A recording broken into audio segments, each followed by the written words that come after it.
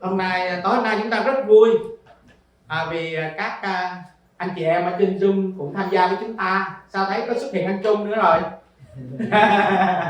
Welcome anh Trung nha. Mà không thấy anh Trung phản ứng gì hết. Chắc là bởi vì khóc quá. Vâng, chắc là vậy rồi. Ok. Cô Tuyền, anh Nhật, anh Trung. Có nghe hả? Ok, good. Và chúng ta cũng rất là vui và hoan nghênh cô Hữu trở lại với lớp của chúng ta. Rồi còn đặc biệt là có cô Hồng, cô Linh Đào của chúng ta nữa ha. Rất là đặc biệt tại vì dường như là tôi dạy đây 2 khóa rồi, các cái buổi tối là chỉ có lần này mới thấy cô Linh Đào xuất hiện đúng không? Còn cô Hữu thì cũng gần như là đi gần đầy đủ luôn, 80%, 70% thời gian. Cảm ơn Chúa. Hôm nay chúng ta sẽ học bài 14 với chủ đề là sự giải cứu. Sự giải cứu. Thưa lớp học, nếu một người bị bệnh tâm thần hay là bệnh tâm lý thì có thể đến từ nguyên nhân tự nhiên, nhưng cũng có thể đến từ nguyên nhân không tự nhiên mà đến từ ma quỷ. Nói một cách khác hơn thì ma quỷ nó có thể khống chế và làm chủ thân thể của một người nào đó, khiến cho người đó rơi vào cái tình trạng mà chúng ta thấy là đầy dẫy bệnh tật, đủ thứ các bệnh khác nhau, thậm chí bị mất trí luôn. Người ta gọi đó là người bị quỷ ám đến mức điên loạn. Trường hợp mà một người bị bệnh như vậy bởi ma quỷ thì chỉ được lành khi mà ma quỷ bị trói cột và đuổi ra khỏi người bệnh đó. Còn bất cứ một biện pháp tự nhiên nào vào bệnh viện tâm thần chữa trị cách mấy đi nữa cũng không ích lợi gì hết. Vậy nên vì cái lý do đó mà chúng ta thấy Chúa Giêsu đã phán ở trong, được chép lại ở trong Mát đoạn 16 câu 17. Do đó chúng ta thấy Chúa truyền là những kẻ tin thì có các dấu lạ này, lấy danh ta mà trừ quỷ. Chúa Giêsu là đấng trừ quỷ. Ngài đi đến đâu Ngài chữa lành kẻ đau bằng cách đuổi quỷ ra khỏi họ và đặt tay trên họ để họ được lành bệnh. Nhưng mà Chúa Giêsu Ngài còn truyền ra những người tin thì lấy danh Ngài mà trừ quỷ, dùng tiếng mới mà nói. Đó là những dấu lạ chứng minh rằng những người đó là những kẻ tin. Vậy thì câu hỏi đầu tiên mà tôi muốn trình bày hay muốn đặt ra với lớp học của chúng ta, cái sứ mạng giải cứu những người bị quỷ ám được Đấng Christ giao phó cho những ai? Ai là người được giao phó cho sứ mạng giải cứu những người bị quỷ ám? Một số người lãnh đạo thì họ nói rằng việc giải cứu chỉ dành cho những người có ơn đặc biệt, có sự kêu gọi đặc biệt mà thôi. Nhưng mà câu trả lời của Kinh Thánh cho chúng ta biết hoàn toàn không đúng như vậy. Vì sao? Chúng ta sẽ xem một số câu Kinh Thánh. Nhưng chúng ta xem ở trong Giăng đoạn 20 câu 21 cho đến câu 23. Giăng đoạn 20 câu 21 đến 23.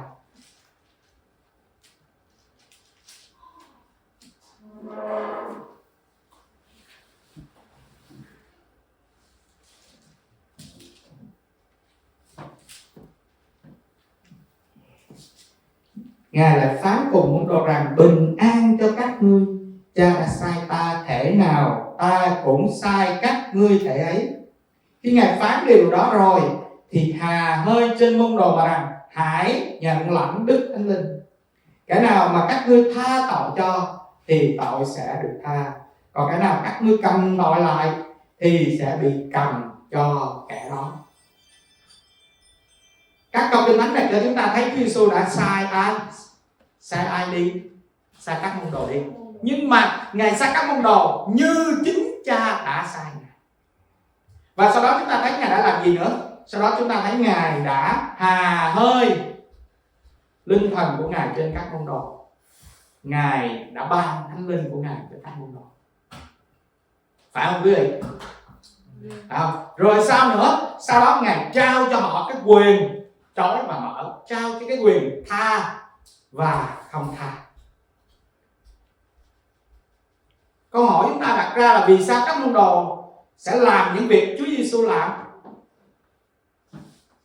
Vì sao?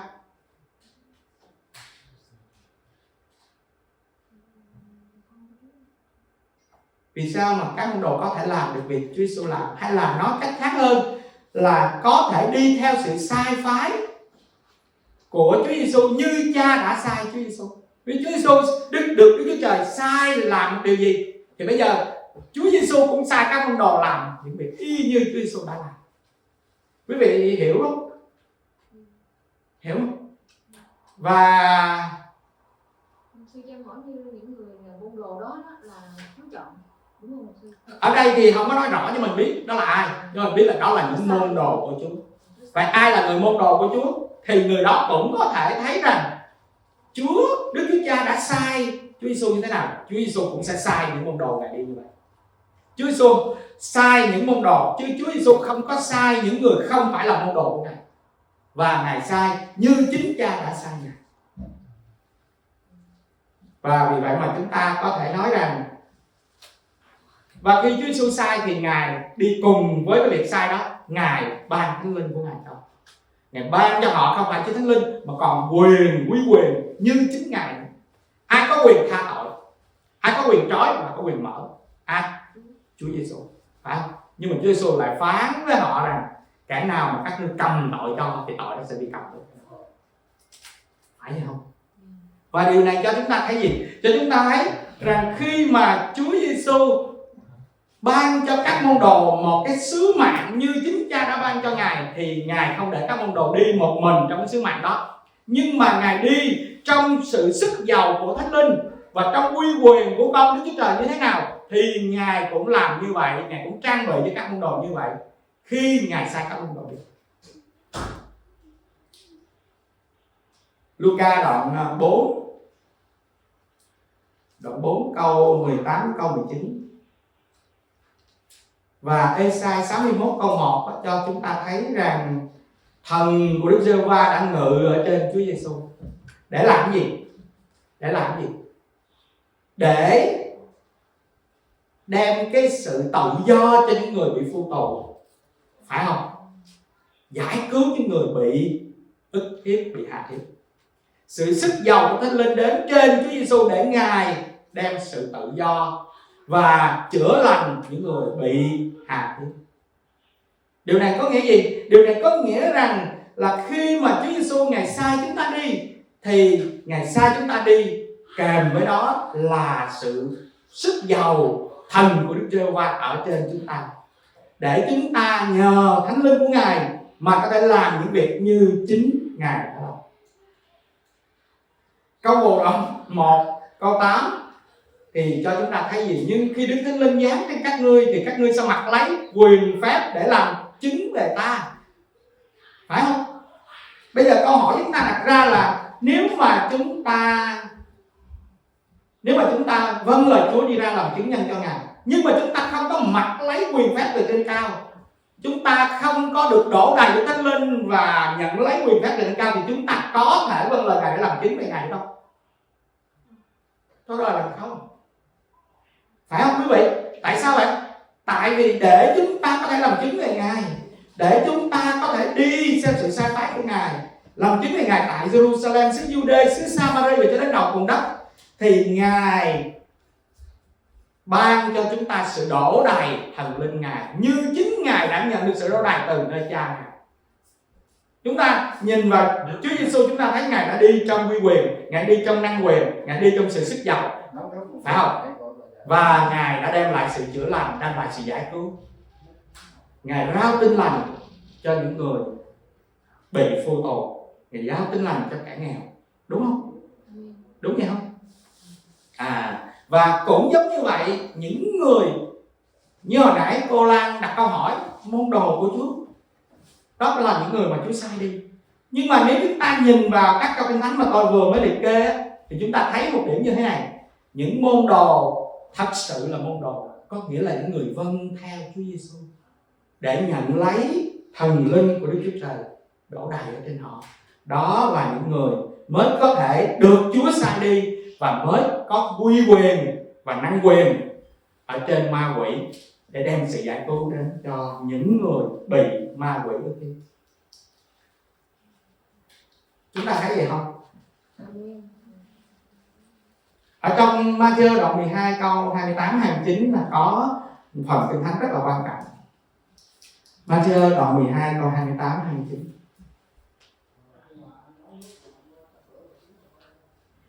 Mà nếu ta cậy thánh linh của Đức Chúa Trời để trừ quỷ, thì nước Đức Chúa Trời đã đến tận các ngươi. Hay là có lẽ nào ai vào nhà người mạnh sức để cướp lấy của, mà trước không trói người mạnh sức ấy sao? Phải trói người rồi mới cướp của nhà người được. Cái phần Kinh Thánh này cho chúng ta thấy Chúa Giêsu đã làm sao để mà trừ được quỷ. Ngài đã cậy thánh linh để trừ quỷ, phải không? Và rồi sao nữa? Rồi Chúa Giêsu còn cho chúng ta thấy rằng để mà có thể giải cứu được người ta thì cần phải trói được cái người mạnh sức. Nghĩa là phải có cái uy quyền ở trên cả mạnh sức. Nếu chúng ta không có uy quyền và không có năng quyền, không có sự sức giàu từ nơi đến linh, thì đó là lý do chúng ta không có thể chiến thắng được quyền lực của ma quỷ và đem lại sự giải cứu cho những người bị ma quỷ ức hiếp. Nếu chúng ta không có khả năng làm điều đó thì Chúa không cần phải sai chúng ta đâu, phải không? Khi Chúa sai một ai đó đi, Ngài dự bị cho người đó có đủ mọi điều kiện để có thể hoàn thành sứ mạng của Ngài. Ngài không để chúng ta đi ở trong cái tình trạng mà chúng ta chắc chắn bị thất bại. Nhưng trái lại, khi Ngài sai chúng ta đi, Ngài đã dự bị sự đắc thắng, sự thành công cho chúng ta. Amen không ạ? Và đó là lý do mà tôi mới nói rằng ai thật sự là người được Chúa sai đi, đó là người nhận được năng quyền và uy quyền từ nơi Đức Chúa Trời của chúng ta. Và như vậy có nghĩa là gì? Có nghĩa là nếu mà chúng ta không được bóc tay thánh linh, chúng ta không được mặc lấy quyền phép của Chúa, và chúng ta không có đức tin ở nơi quy quyền mà Chúa giao phó cho, hay là nói cách hơn, chúng ta không nhận lấy quy quyền mà Chúa giao phó cho, thì chúng ta không thể đuổi quỷ được.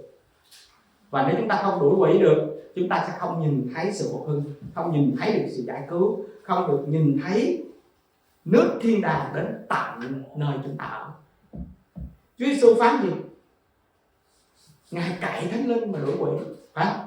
Nhưng mà cái điều đó thì nó dẫn đến cái kết quả gì? Kết quả gì? Nước thiên đàng, nước của Đức Chúa Trời đã đến tận các ngươi. Khi mà người ta nhìn thấy thánh linh của Chúa hành động trên người của Đức Chúa Trời để trừ quỷ, thì đó là lúc mà nước Đức Chúa Trời đã đến tận các ngươi rồi.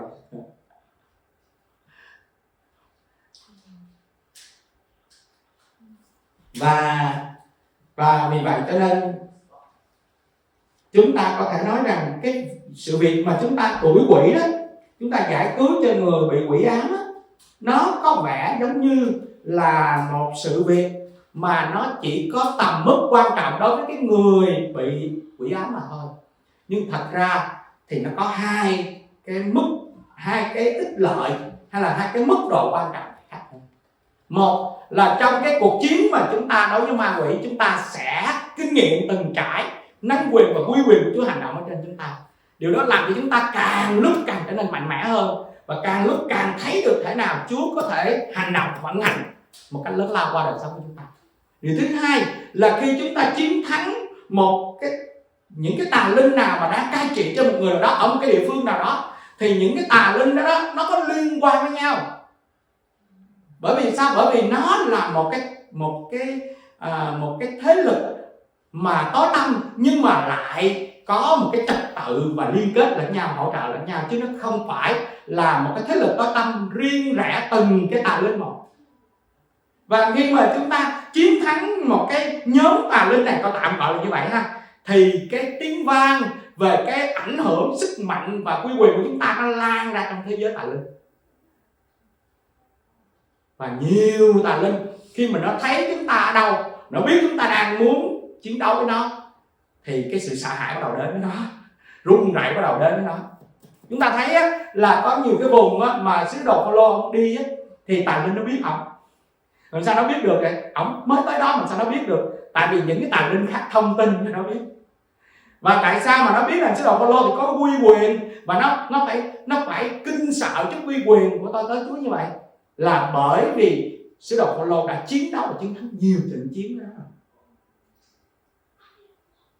Chúng ta hiểu cho mình.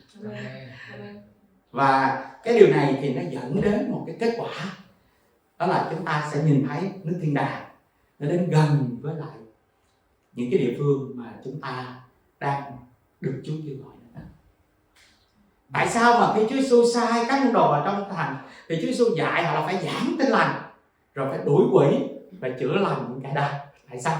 Tại vì cái điều đó thì nó đem lại một cái ảnh hưởng rất là lớn, mở ra cho người ta cái cơ hội để bước vào nước thiên đàng. Khi chúng ta nhìn vào cái việc mà Chúa sai các môn đồ đuổi quỷ chữa bệnh thì chúng ta nghĩ nó là như là một cái việc mà giống như là thuộc về cái lĩnh vực phép lạ không thôi. Nhưng mà không phải vậy, không phải chỉ là như vậy. Nhưng mà đó là những cái việc mà nó ảnh hưởng đến cái kết quả lớn lao, ảnh hưởng đến cả một cái chiến lược truyền giáo mà Chúa Giêsu Ngài trao phó cho các môn đồ của Ngài khi Ngài sai họ đi. Và giống như chúng ta thấy khi Philip mà đến cái làng Samari thì chúng ta thấy điều gì xảy ra ở làng Samari?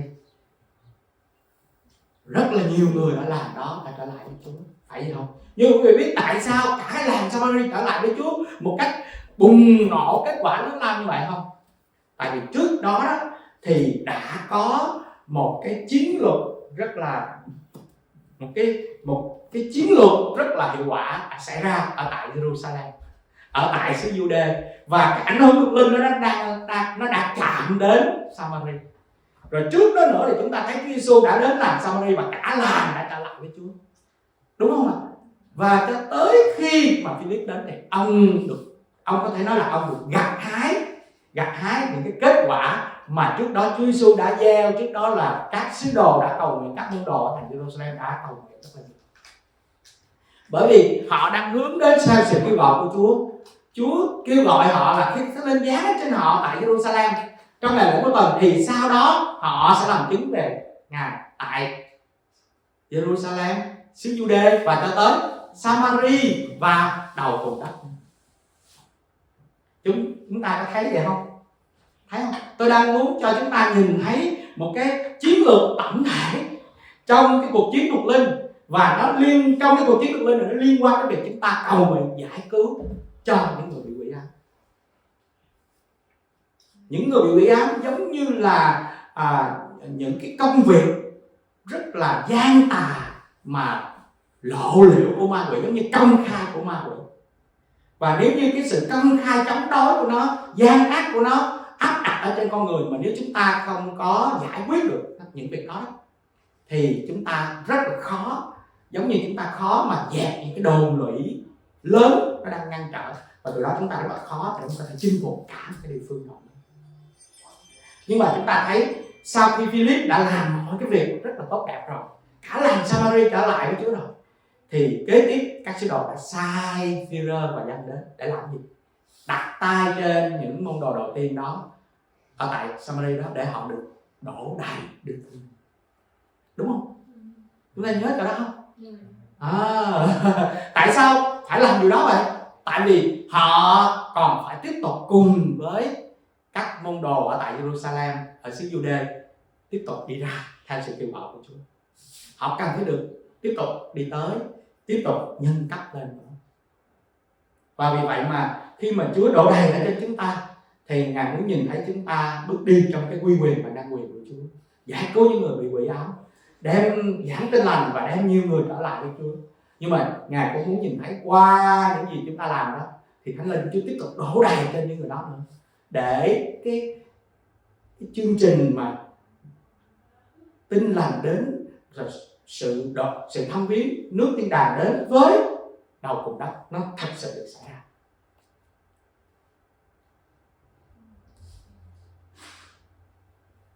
Chúng ta hiểu phải không? Thì tới đây phải không? tôi muốn làm cho rõ ràng cái việc này, và để cho chúng ta không còn cảm thấy cái vấn đề mà chúng ta đuổi quỷ và giải cứu những người quỷ ám là một cái điều gì đó nó xa lạ, và nó giống như là một việc đặc biệt. Thật ra nó nằm ở trong những cái điều mà thật sự cần thiết, quan trọng và liên hệ đến những cái hoạt động thuộc linh của Hội Thánh. Việc chữa lành kẻ đau, việc đuổi quỷ, việc báp têm cho những người khác bằng Đức Thánh Linh, tất cả mọi việc đó là những cái việc mà nó liên kết với nhau, nó liên quan với nhau rất là mật thiết, và chúng ta cần cùng với nhau theo đuổi những công việc đó.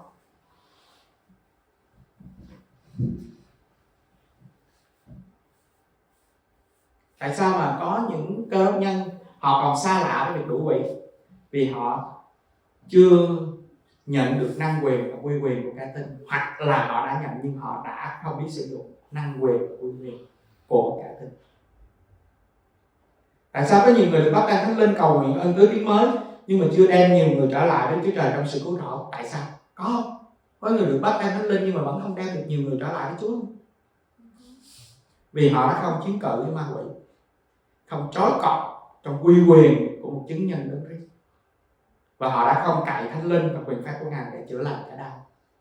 Khi chúng ta không làm những điều này thì tức là chúng ta đang làm một phần của sự sai phái Chúa cho chúng ta mà thôi, mà chúng ta không làm tất cả những gì mà Chúa muốn chúng ta làm. Chúa không muốn chúng ta chỉ giảng tin lành, Chúa còn muốn chúng ta chữa lành kẻ đau, đuổi quỷ nữa. Amen không? Amen. Và từ đây thì chúng ta sẽ bắt đầu bước vào cái phần chính yếu của bài học chúng ta. Ma quỷ tấn công vào một đời sống thì khi mà chúng ta quan sát, chúng ta sẽ thấy có 3 cái mức độ từ thấp đến cao. Mức độ đầu tiên á, tôi gọi là mức độ lấn áp. Và để cho cái việc mà chúng ta quan sát một cái người mà bị sự tấn công của ma quỷ đó một cách dễ dàng, thì chúng ta sẽ lấy cái thí dụ về Judas Iscariot. Judas Iscariot thì chúng ta biết là ai phải không? Đó là một trong 12 sứ đồ, và ông là thủ quỷ trong đoàn truyền giáo của Chúa Giêsu. Nhưng mà chúng ta thấy cuối cùng thì sao? Cuối cùng thì Judas Iscariot trở thành kẻ đã bán Chúa, phản bội Ngài. Và chúng ta có thể nói rằng ông chính là đứa con của sự hư mất. Và khi mà chúng ta nhìn vào 3 mức độ khác nhau, chúng ta sẽ thấy cách thế nào ma quỷ đã tấn công đời sống của Judas Iscariot và khiến ông trở nên kẻ phản nghịch như thế nào. Bây giờ chúng ta sẽ xem cái mức độ đầu tiên, mức độ lấn áp. Chúng ta xem trong Giăng đoạn 12 câu 3 đến câu 7. Tức là Giăng đoạn 12 câu 3 câu 7.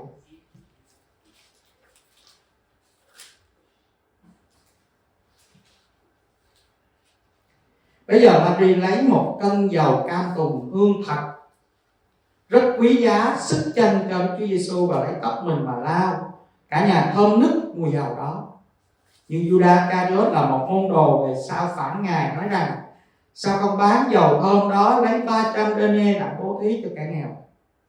Người nói vậy chẳng phải lo cho kẻ nghèo đâu, song vì người vốn là tay trộm cắp và giữ túi bạc trộm lấy của người ta để ở trong. Đức Chúa Giêsu đáp rằng: hãy để mặc người đã để dành dầu thơm này cho Ngài chôn xác ta, vì các ngươi thường có kẻ nghèo ở với mình, còn ta, các ngươi không có ta luôn luôn. Ở đây chúng ta thấy Judas Iscariot đã làm đúng hay sai trong cái việc mà ổng cảm thấy việc Mary mà dùng cả một cái cân dầu cam tùng hương rất là quý giá này sức chân cho Chúa. Chúng ta thấy ông phản đối, cái việc phản đối ông là đúng hay là sai?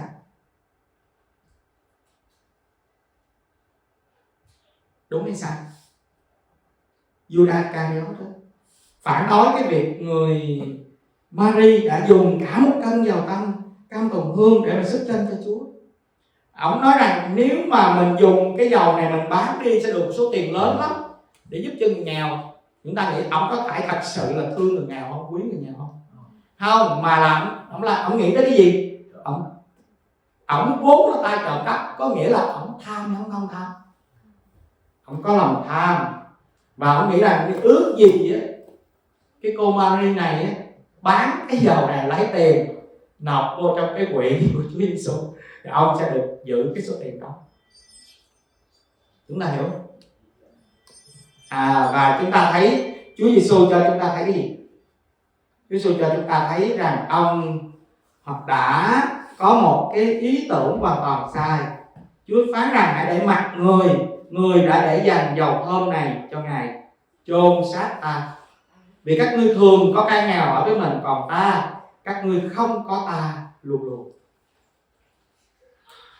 Điều này có nghĩa rằng việc mà Mary làm là bà đã làm theo đúng ý Chúa. Chúa có một cái chương trình và Mary là đi trong cái chương trình của Chúa. Nhưng mà Judas Iscariot thì phản đối, bởi vì ông là người giữ túi bạc và là người trộm cắp. Ma quỷ thì nó lấn áp một người nào đó bằng cách nào? Bằng cách nó nói vào tai người đó, bằng cách nó cho người đó thấy, bằng cách nó gieo vào trong tâm trí người đó những hình ảnh, những ý tưởng sai lầm, tham lam, ô uế. Và bằng cái cách đó thì nó bắt đầu lấn áp, ảnh hưởng, hay là nó đến gần với người đó hơn trong những cái ảnh hưởng tệ hại của nó. Và ở tại đây chúng ta sẽ thấy, có thể nói rằng ma quỷ đã gieo những ý tưởng sai lầm này vào trong tâm trí của dân, giống như nó đã nói với Adam và Eva.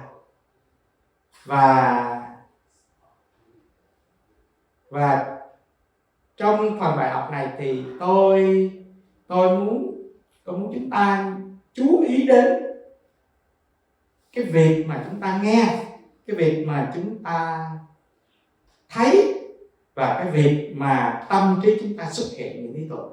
Chúng ta có bao giờ kinh nghiệm được rằng tự nhiên trong tâm trí chúng ta xuất hiện một ý tưởng nào đó không?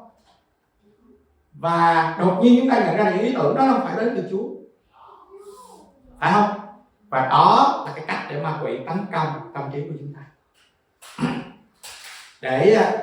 Để diễn tả cho quý vị thấy cái ảnh hưởng đó nó nguy hiểm như thế nào, thì tôi muốn kể một cái gọi là một cái cuộc khảo nghiệm. Người ta khảo nghiệm như thế này: người ta đem rất là nhiều trẻ con nhỏ 5-6 tuổi, 3-4 tuổi vào trong một căn phòng để cho nó chơi với nhau. Và vị giáo viên đặt ở trước các em một cái hũ kẹo rất là đẹp, rất là thơm, rất là ngon, rất là quý ở giữa phòng nhóm. Và giáo viên nói với các em như thế này: bây giờ các em hãy bài nhiều trò chơi với nhau, và ở đây chơi từ sáng cho đến chiều. Xin lỗi, khoảng nhiều tiếng đồng hồ, khá là lâu, nhưng mà không có bị quá cái giờ ăn trưa, là các em không bị nói đâu, em cứ chơi với nhau đi. Nhưng mà cái hũ kẹo này nè, ở đây là để cho các em nhìn thôi chứ không có được ăn. Các em không được ăn kẹo. Và nếu như bất cứ một em nào mà ăn một viên kẹo ở trong hũ kẹo này thôi thì thầy sẽ phạt cả cái nhóm ở đây, không ai được ăn kẹo nữa hết. Nhưng mà nếu như sau cái giờ mà thầy đi công việc, thầy quay trở về rồi để chuẩn bị bữa ăn trưa cho các em, mà các em giữ được đúng cái nguyên tắc là chỉ nhìn mà không được ăn thì thầy sẽ tặng cho mỗi người một hũ kẹo luôn. Các em mới đầu nghe thầy nói như vậy thì cũng hơi suy nghĩ một chút, nhưng mà sau đó nói nếu mà mình cùng quyết tâm với nhau, nắm tay nhau để mà quyết tâm không ăn kẹo thì chắc mình sẽ chiến thắng thầy. Cho nên tụi nó đồng ý luôn, giơ tay lên và hoan hô thầy, và thầy yên tâm đi rời khỏi cái lớp học đó. Mấy đứa nhỏ mới ngồi với nhau, nó đẩy cái hộp kẹo qua một bên, ngồi lại với nhau, nó bắt đầu bàn. Mấy cái đứa mà khôn ngoan nhất bắt đầu bàn, trao đổi tất cả với nhau hết. Bây giờ chúng ta sẽ giúp đỡ lẫn nhau bằng một cách để không ăn bất cứ một viên kẹo nào, để mỗi đứa sau cái giờ này sẽ được mỗi đứa một hũ kẹo. Rồi tất cả đồng ý không? Tất cả đều đồng ý hết. Cho nên chúng nó bắt đầu chơi, và bây giờ chúng ta hãy bài nhiều trò chơi hấp dẫn với nhau để quên cái hũ kẹo đó đi. Ông thầy cũng để cái hũ kẹo đó cho mình nhìn, để mình bị cám dỗ chứ có gì đâu. Cho nên bây giờ mình không có mắc bẫy ông thầy đó, mình hãy chơi với nhau và đừng bao giờ nhìn tô kèo đó. Nhưng mà sau đó thì một số đứa nó bắt đầu chơi hồi nó mệt, nó chán, nó bắt đầu nó ngồi xuống rồi nó cũng chẳng có việc gì làm, nó nhìn vô hũ kèo. Mới đầu nó nhìn thì nó thấy hũ kèo đẹp rồi, ôi hấp dẫn thôi. Nhưng mà nó nghĩ rằng mình sẽ không bao giờ mà ăn kẹo đâu, mình đã hứa với các bạn ở đây là không ăn kẹo rồi nên mình không bao giờ ăn kẹo. Nhưng mà sau đó thì cuối cùng thì nó cũng lại gần hơn, nhìn một hồi, sau đó nó mới thò tay nó mở cái nắp của kẹo ra và có một đứa nó bóc riêng một viên kẹo lên, thì tất cả mấy đứa kia phát hiện ra và bạn đã hứa là bạn không ăn kẹo, bạn làm gì vậy? Thì bạn nó nói không, tớ không ăn kẹo, tớ chỉ cầm lên xem kỹ coi nó như thế nào thôi. Thế là cái bé đó nó cũng cầm lên nó coi rồi. Thế là tất cả các đứa nó thì miễn là mình không ăn kẹo thì đâu có sao đâu, nên tất cả đều cầm viên kẹo lên xem đó. Đứa nó cũng cầm viên kẹo lên xem. Và khi mà nó cầm viên kẹo đó lên trên tay nó rồi thì ôi trời ơi, sao mà viên kẹo này nó thông thế? Cho nên đứa nào cũng kê lên mũi ngửi. Khi có một đứa nó kê lên mũi ngửi đầu tiên thì tất cả những đứa khác đều phản đối. Nó là sao mày lại sai lầm là không được ăn. Nó không, tao chỉ ngửi thôi, không có ăn. Tất cả đứa khác nó mình đâu có ăn đâu, nên đều ngửi hết với nhau. Và trong số những đứa mà ngửi kẹo đó thì có đứa nó chịu không nổi, nó mới tháo cái viên kẹo đó ra, nó nhìn. Mấy đứa kia hoảng lên, nó thôi chết rồi, không được, tại sao lại tháo viên kẹo ra như vậy, nguy hiểm quá. Nó nói tao tháo ra, tao có ăn đâu. Mấy người khác bắt đầu cũng nghe như vậy cũng tháo ra hết. Có một đứa nó chịu không nổi, nó nhìn nọ nó liếm một miếng. Mấy đứa kia nó ấy không được ăn là tất cả đều bị phạt hết. Nó nói không, tao không ăn, tao chỉ liếm một miếng thôi. Mấy đứa kia đâu có liếm mà đứa nào cũng liếm. Rồi cuối cùng có một đứa nó nhìn không nổi, nó ăn luôn. Cái đứa kia, mấy đứa kia thấy cái đứa kia ăn rồi, thôi lỡ rồi, cho nên tất cả đều ăn hết. Và thế là tất cả đều thất bại. Lúc phạt rồi, lúc mà thầy về phạt rồi cũng giống như là thắng thì cũng được cho ăn kẹo đó, có ăn trước cho rồi.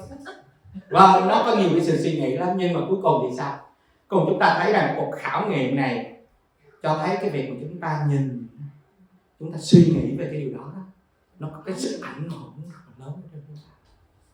Và thường là chúng ta thất bại. Chúng ta thất bại nếu chúng ta cứ nhìn nó hoài, nó suy nghĩ về điều đó hoài thì nó tàu sao nó ảnh hưởng ở trên chúng ta.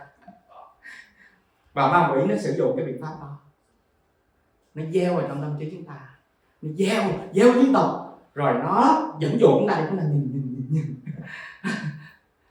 Chúng ta hiểu không? Hiểu không? Và cái việc chúng ta nhìn, chúng ta thấy những cái điều đó, nó là cái sự khởi đầu,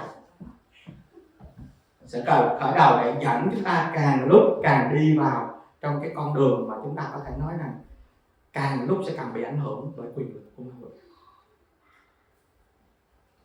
Và vì vậy cho nên á, cái giải pháp cho cái người mà bị tấn công như vậy, bị lấn át như vậy, đó là chúng ta phải giúp cho họ gạt bỏ những cái ý tưởng đó và không có nhìn vào những cái gì mà gây nên cái sự cám dỗ cho đời sống của mình, không có nghe những cái gì mà gây ra cái ảnh hưởng bất lợi cho đời sống của mình. Và điều mà phải làm là phải để tâm trí của chúng ta suy nghĩ về Đức Chúa Trời, tâm trí của chúng ta nhận lấy lời của Chúa Trời. Một cái người á mà suy nghĩ về một điều gì rồi á thì không thể suy nghĩ điều khác được, đúng không?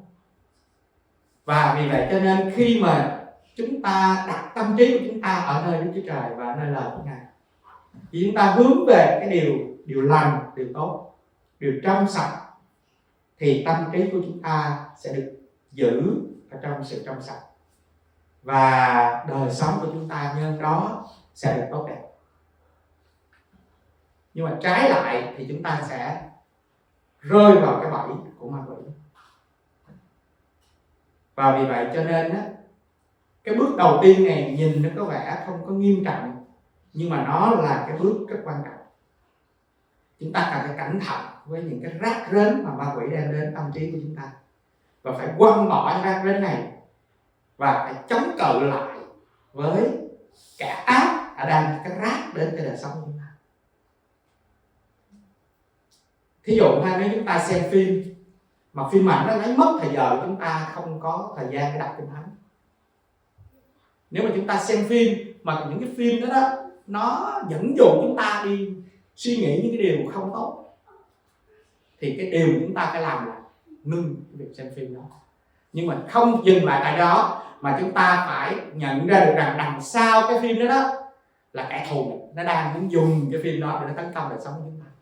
Và thay vì chúng ta chỉ dừng lại cái việc xem phim, thì chúng ta còn tiến thêm một bước xa hơn, chúng ta phải chống cự lại, trói buộc và chống lại với cái quyền lực của ma quỷ đang hành động đằng sau cái phim đó. Quý vị,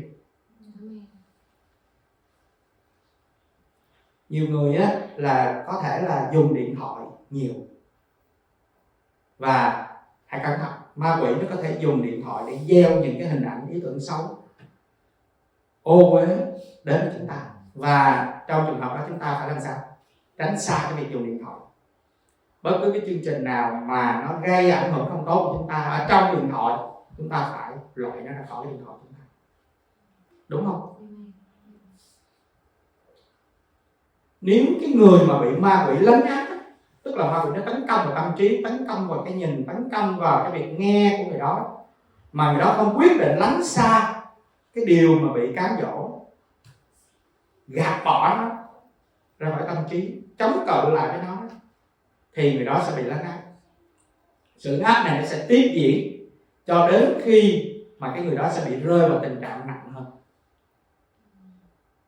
Lát nữa chúng ta sẽ nói đến tình trạng nặng hơn là cái gì. Kinh Thánh thì cho chúng ta biết là chúng ta phải lánh xa nha, chúng ta phải tránh khỏi cái môi trường xấu, chứ mình không có nên ở gần cái môi trường xấu. Chúng ta biết tại sao mấy em nhỏ nó thất bại không? Tại nó ở gần cái hũ kẹo đó, đúng không? Nếu mà tụi nó ra khỏi cái phòng đó, không gần, không nhìn, không thấy, thì tụi nó không thất bại. Tụi nó đã dại ở cái chỗ đã gần rồi, tụi nó còn muốn gần thêm nữa. Tụi nó lấy kẹo nó cầm, tụi nó còn kê lên mỗi ngửi, đúng không? Tất cả những cái việc đó đừng đẩy tụi nó càng lúc càng đi đến chỗ mà tụi nó không chống nổi cái sự cám dỗ. Lúc đầu thì không có gì khó khăn, lúc đầu đứng sau hũ kẹo không nhìn hũ kẹo thì sao? Thì mấy em nhỏ đó nó đâu bao giờ nghĩ cái ý tưởng là phải ăn kẹo đó, không bao giờ nó nghĩ tới, phải không? Ngay từ đầu cái ý tưởng đó là đã không chấp nhận rồi, nó đã thống nhất với nhau, kiên quyết với nhau, kết ước với nhau chắc chắn là không bao giờ ăn kẹo rồi, đúng không? Nhưng mà rốt cuộc là tụi nó không thất bại. Cái sự thất bại nó đến từ việc là chúng ta không có lánh xa, không có tránh khỏi cái môi trường bất lợi. Thì ví dụ như bà Photiphar, bà cám dỗ Joseph, chúng ta nhớ là Joseph làm sao để thoát không? Mà phải chạy, bỏ chạy. Còn nếu như Joseph nói là ô bà chủ ơi, xin bà chủ đừng cám dỗ tôi nữa, nhưng mà ông cứ là gần bác, đừng cho bà chủ, đừng cho bà chủ, có phải là nguy động không? Đúng không? Joseph cũng là một con người mà, phải không? Ông cũng bị cám dỗ chứ, đúng không quý vị? Và vì vậy cho nên cái điều mà khôn ngoan của ông là gì? Là ông phải tìm cách thoát khỏi bà. Ngay cả bà nắm được người ông nữa thì ông sẽ lột áo, thà là ông trần truồng mà chạy thoát, còn hơn là ông vẫn cứ mặc áo, ông đứng ở đó là ông sẽ không thoát khỏi tay của bà, đúng không? Và rồi sao nữa? Ông vào trong tù, phải không? Vào trong tù thì nhục lắm, tại vì ở tù như vậy là giống như mang tội, và bà lại vu oan cho ông, phải không? Nhưng mà cũng phước cho ông ở chỗ là thoát khỏi tay của bà. Nếu mà ông ở nhà đó, ở trong nhà đó, bà ngày nào cũng giống như dụ dỗ ông, thì có phải là rất là nguy hiểm với ông không? Và trong tù thì ông không còn bị dụ dỗ vậy nữa. Mặc dầu ở đó thì khổ hơn, nhưng mà về phương diện thiêng liêng thì tốt hơn chồng. Quý vị đồng ý không? Đồng ý không? Vậy bây giờ nếu quý vị chọn ở nhà Potiphar để bị cám dỗ, quý vị vào tù để thoát bị cám dỗ, quý vị chọn cái nào?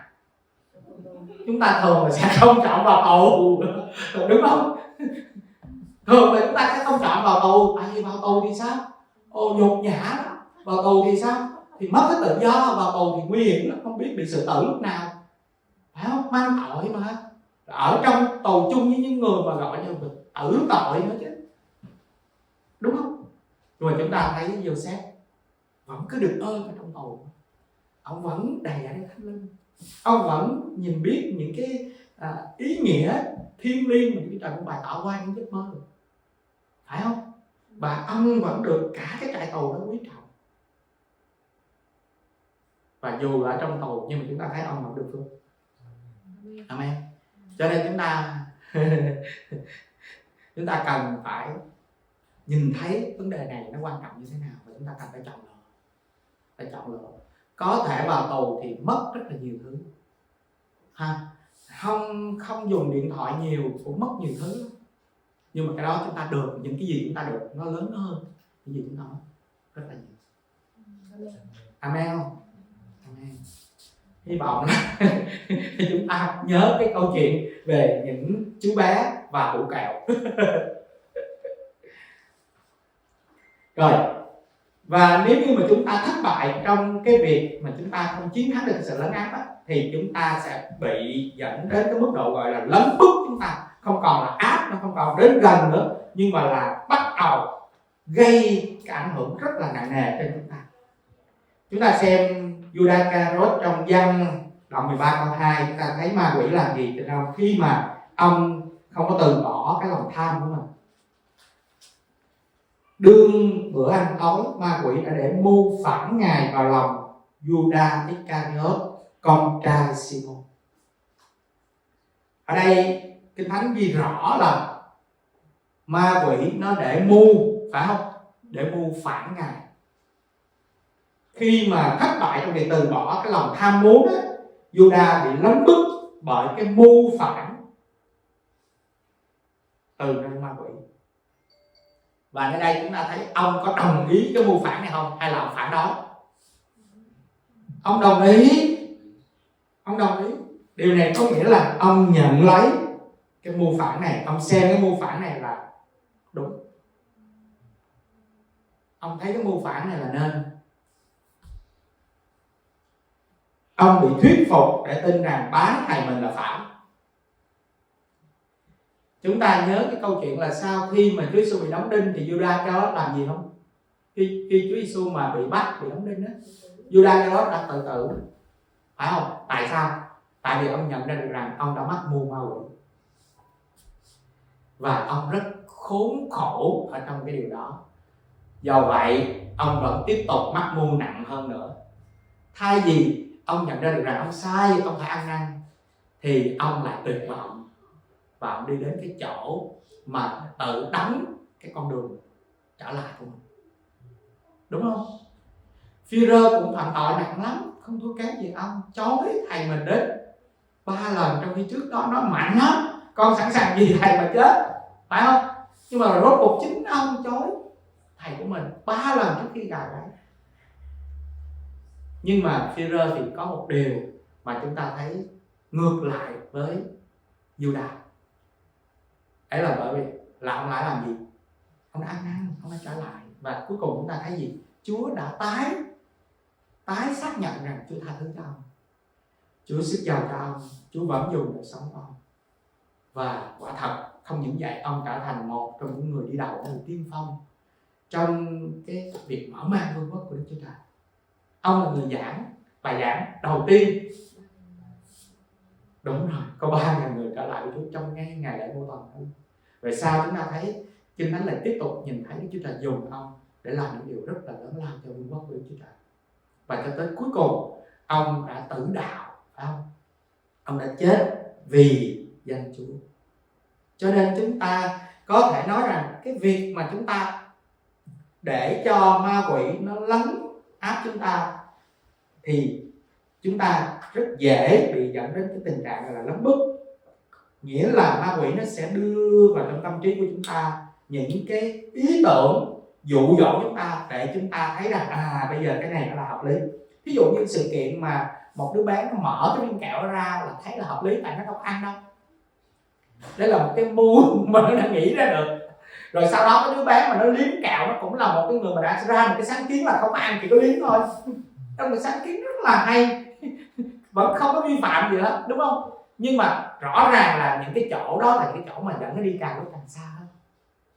Nó thì sẽ không ăn, nhưng mà cái đứa khác á, nó yếu hơn, nó là ăn khi mà nó liếm. Quý vị hiểu không? Đây là một cái vấn đề mà ở nơi đó, chúng ta thấy kẻ thù nghịch nó cứ đưa dần chúng ta những cái suy nghĩ nó lệch từ từ để cuối cùng chúng ta nhìn nhận hay là quyết định một cái điều hay chấp nhận một cái điều nó hoàn toàn là tệ hại mà chúng ta vẫn không nhìn thấy. Nó sai hoàn toàn không nhìn thấy. Judas Iscariot bán thầy của mình mà ông vẫn nghĩ rằng cái điều đó là điều mà có thể chấp nhận được. Thì có nhiều người họ giải thích là Judas có thể ông suy nghĩ là làm sao mà ai có thể bắt được Chúa Giêsu. Mình bán Chúa, đúng không? Nhưng mà thực tế là mấy người đó bị mình gả. Mấy thầy tế lễ với thầy thông giáo Pha-ri-si muốn bắt Chúa phải không? Bắt được không? Làm sao bắt được Chúa của mình chứ? Chúng ta hiểu không? Có thể ông nghĩ rằng ông vẫn lấy được tiền của họ, nhưng mà mưu ác của các thầy tế lễ mà giống như dụ dỗ ông rồi ông cùng hợp tác đó, không thể thực hiện được. Và chúng ta thấy khi mà tại vườn Gethsemane, khi mà những cái tay mà cầm gậy gộc rồi giáo đâm rồi đủ mọi thứ tới bắt Chúa Giêsu đó, ta cào kéo rừng tới Chúa Giêsu, chỉ nói một lời là tất cả ngã xuống hết, phải không? Nếu Chúa Giêsu ngài không bằng lòng chịu cho họ bắt hại, Chúa Giêsu không bằng lòng chịu bước lên thập tự giá, ai làm gì được Chúa Giêsu? Phải không? Chính Chúa bằng lòng điều đó. Nhưng mà Judas quên mất một điều, Chúa Giêsu luôn luôn phán dạy rằng ngài sẽ chịu thương khó, ngài sẽ chịu đóng đinh, ngài sẽ chịu chết và ngài sẽ sống lại. Đúng không quý vị? Đúng không? Judas quên mất cái điều đó. Và cuối cùng thì sao? Cuối cùng thì Judas đã chấp nhận cái mưu phản thầy của mình từ ở nơi ma quỷ. Và vì vậy cho nên chúng ta phải rất cẩn thận. Cái sự lấn bước đó, có thể nói nó là cái sự ám ảnh. Và cái sự ám ảnh thì nó sẽ gây cái ảnh hưởng. Và cái việc gây ảnh hưởng thì nó tạo ra cái sức thuyết phục chúng ta. Hiểu không? Đưa ra một cái ví dụ khác dễ hiểu hơn nha. Khi mà tất cả các tướng lãnh trong cái thời điểm mà phải chiến cờ cùng với kẻ thù và mở mang cái sức ảnh hưởng của vương quốc của Đức Chúa Trời, thì David ông ở nhà, ông không có đi chiến đấu, ông chiến đấu cùng với các anh em tướng sĩ của mình. Và khi mà ở nhà ông rảnh quá thì bắt đầu ông làm gì?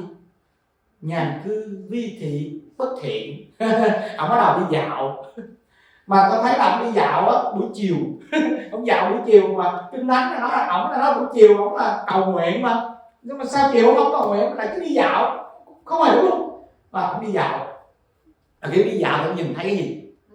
Nhìn Bath-sheba. Đi dạo trên cao, ông nhìn xuống. Mà chúng ta biết là những cái nơi tắm mà của phụ nữ ở thời xưa đó thì nó không có nắp, nó chỉ có một cái vòng quay thôi, vây xung quanh thôi. Và tôi cũng không biết nhìn thấy Bath-sheba bằng cách nào, nhưng mà ông đã nhìn thấy cái điều không nên nhìn thấy. Đúng không? Đúng không? Rồi sau đó thì sao? Sau đó ông làm gì? Sau đó ông bắt Bath-sheba phải vào gặp ông. Đúng không? Mà lệnh vua truyền thì đương nhiên là không ai được quyền cãi rồi. Cho nên chúng ta thấy Judas bị đặt mưu phản thầy vào trong tâm trí, đúng không? Mà David cũng bị giống như vậy. Và tại sao ông chấp nhận cái điều mà có thể nói là ban đầu ông không thể chấp nhận được? Tại vì ông bị ám ảnh. Khi ông nhìn thấy điều không nên nhìn, sau đó bắt đầu ông bị ám ảnh. Khi ông bị ám ảnh mà ông không có dẹp bỏ tất cả mọi điều đó, ông không chống cự lại những điều đó, thì cái hậu quả là ông bắt đầu suy nghĩ đến cái cách nào để ông có thể có được Bath-sheba. Đúng không? Rồi kế tiếp nữa ông thấy mọi việc nó bắt đầu nó trở nên lớn chuyện quá rồi. Tại vì Bathsheba là vợ của Uri, một người tướng rất là có tài của ông. Và ông bắt đầu nghĩ tới cái kế là giết Uri để xóa cái việc sai lầm này. Đúng không quý vị? Chúng ta thấy từng bước một, ông đi càng lúc càng xa, ma quỷ nó bày cho ông nhiều cái kế để mà ông làm những cái điều mà chúng ta thấy nó hoàn toàn trái với cái đức tin, trái với cái đời sống mà chúng ta thấy rằng rất là tốt đẹp mà Chúa đã ban cho đời sống của ông. Đúng không quý vị? Và khi mà chúng ta nhìn thấy như vậy, chúng ta có thể nói rằng cái sự lấn bước nó rất là nguy hiểm, nó ám ảnh người ta, rồi từ ám ảnh nó gây cái ảnh hưởng, từ cái ảnh hưởng nó thuyết phục người ta chấp nhận những cái điều giả dối, chấp nhận những điều gian tà. Và khi mà chúng ta chấp nhận những điều gian tà và giả dối thì chúng ta đã mắc vướng phải cái bẫy của ma quỷ, và người đó sẽ đi theo cái mưu ác của nó như Judas Iscariot đã đi. Và từ cái bước thứ hai này thì người ta bị dẫn đến cái mức độ thứ ba nặng nề hơn, gọi là bị lấn chiếm. Chúng ta xem ở trong Giăng đoạn 13 câu 27, chúng ta sẽ thấy Judas bị lấn chiếm luôn, chứ không còn ở cái mức độ lấn áp nữa. Câu 27 ghi lại như thế này: liền khi Judas đã lấy miếng bánh thì quỷ Satan vào lòng người. Đức Chúa Giêsu bèn phán cùng người rằng: sự ngươi làm hãy làm mau đi. Ở đây Kinh Thánh mô tả mức độ nặng hơn, phải không? Judas Iscariot bị quỷ Satan bước vào lòng. Mới đầu chỉ là mưu phản của ma quỷ nó gieo vào lòng thôi, nhưng mà sau cái bước kế tiếp thì không phải mưu phản đâu, mà quỷ Satan nó làm gì? Nó bước vào lòng.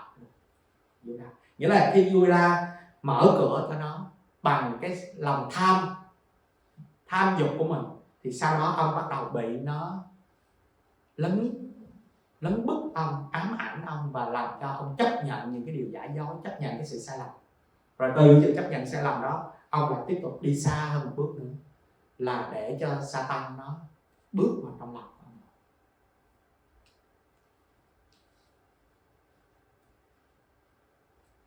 Và chúng ta có thể nói rằng cái sự lấn chiếm này đó, nó có thể dẫn đến cái sự chiếm hữu hoàn toàn, khiến cho người ta trở nên giống như người mất trí, hoặc là có thể ở mức độ mà bị khống chế một phần nào đó thôi.